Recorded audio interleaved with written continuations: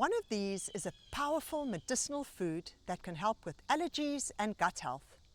And the other is a fraud. And there's a 70% chance that it's the one in your pantry right now. Welcome back to Living Leré. It's a shocking statistic, but most of the honey sold in major supermarkets is so ultra-filtered that it legally contains no pollen, losing almost all of its health benefits. It's often nothing more than sugar syrup.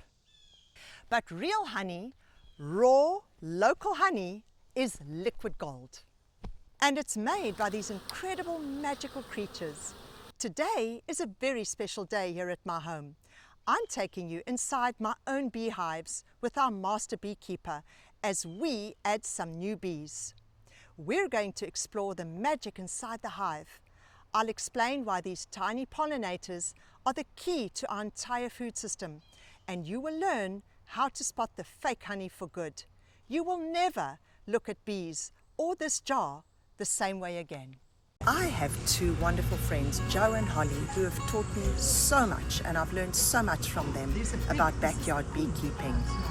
Oh my gosh, in this specific hive, we went in and they had done such a great job. The honey was filled, backfilled and capped.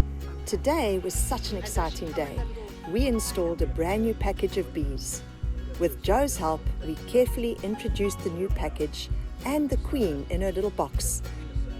And you may ask yourself, what is a package of bees? Well, a package is a screened box containing a few pounds of worker bees and a caged queen, which us beekeepers transfer into their new hive, and we often do this in spring. The process involves placing the package inside the hive and allowing the bees to release the queen over a few days before removing the package and adding frames. We watched as the rest of the bees settled in and around her.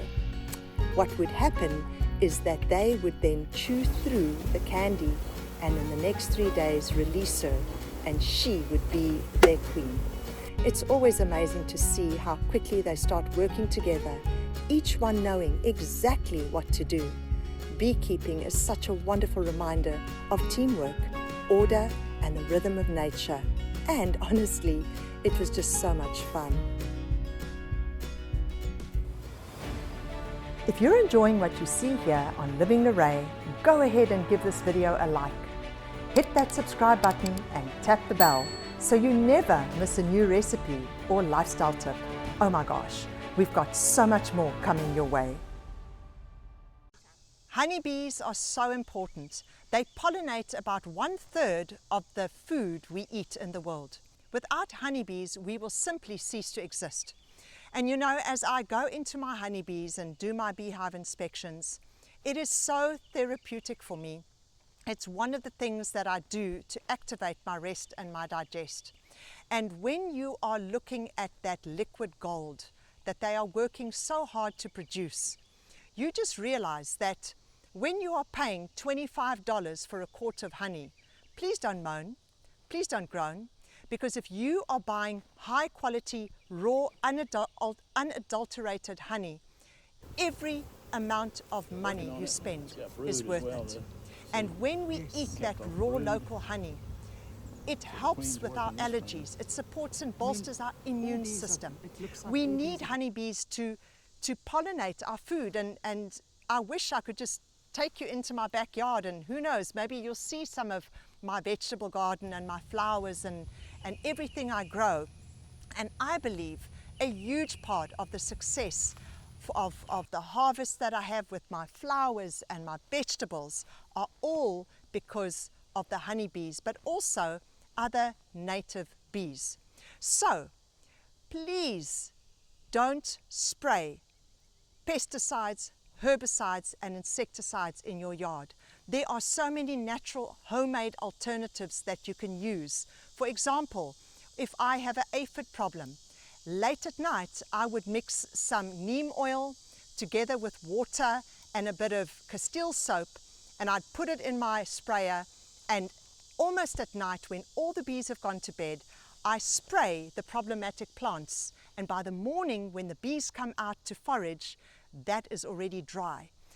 When we spray these things, when we spray these dangerous chemicals in our yards, we are affecting every bit of natural wildlife, from the dragonflies to the moths to the butterflies, just our honeybees. So please, I want to urge you, let's do everything we can to preserve our bees. Another thing I want to encourage you is to put a little bowl of water, or take a old cooking or a baking sheet that you're not using anymore. Put it somewhere in your garden. Put some pebbles or some sticks and keep it full of water, because our bees, just like us, they need to drink water. And bees can't swim. They need a place to land and drink. And here's another fun fact. In one bee's life cycle, it only makes 1/12 of a teaspoon of honey. So that's why you pay what you pay for good local raw honey.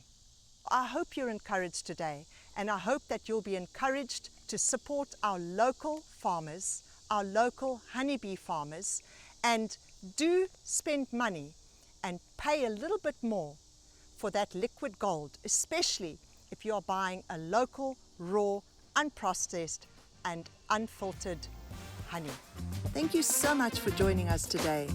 Remember that bees and other pollinators are essential to a healthy environment.